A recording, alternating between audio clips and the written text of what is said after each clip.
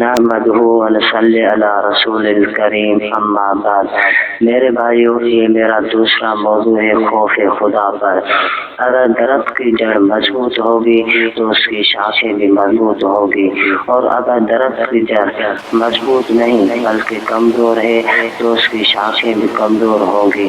درخت جتنا جڑ میں مضبوط ہوگا اتنی اس کی شاخیں مضبوط ہوگی۔ اب اگر درخت پر تیز ہوا نے آ کر حملہ کیا تو وہ درخت اپنی مضبوطی کی وجہ سے اپنا دفاع کرے گا۔ اگر جڑ کمزور ہوئی تو یہ ہوا کے ایک جھونکے سے نیچے جا کر گر جائے گا۔ بالکل اسی طرح جس انسان کے اندر میں خوف خدا جتنا زیادہ ہوگا ان کے اعمال میں اتنی مضبوطی ہوگی، اور اگر جتنا خوف کم ہوگا اتنی اعمال میں کمزوری رہے گی۔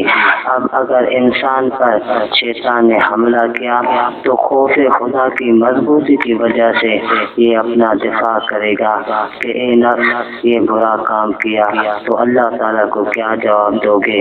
اور اگر خوف خدا نہ ہوگا تو انسان کا نفس شیطان کے کہنے پر چل کر نیچے گر جائے گا۔ گرنے کی وجہ سے اب انسان ایک حیوان کے مثل ہو جائے گا۔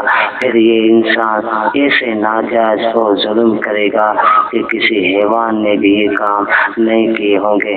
میرے دوستو، جتنا ہو سکے اپنی دل کی دنیا میں اللہ تعالیٰ کا خوف بڑھاؤ، کیونکہ خوف خدا کی وجہ سے جو مضبوطی ملے گی شیطان اس مضبوطی سے ہار جائے گا، پھر وہ انسان اپنی منزل کی طرف تیزی سے آگے بڑھے گا۔ میرے دوستو، خوف خدا ایک عظیم چیز ہے جس کا ذکر اللہ تعالیٰ نے قرآن میں بار بار کیا ہے، جسے اللہ تعالیٰ فرماتا ہے سورۃ بینہ میں رضی اللہ عنہم ورضوا عنہ ذالک لمن خشی ربہ۔ اللہ ان سے راضی رہے گا اور وہ اللہ سے راضی رہیں گے۔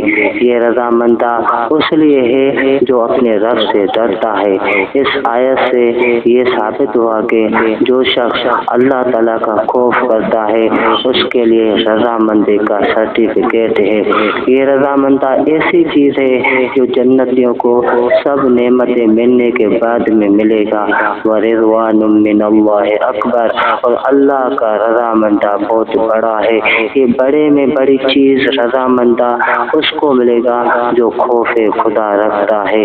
اللہم انی اسألک خشیتک وما توفیقی الا باللہ۔ اللہ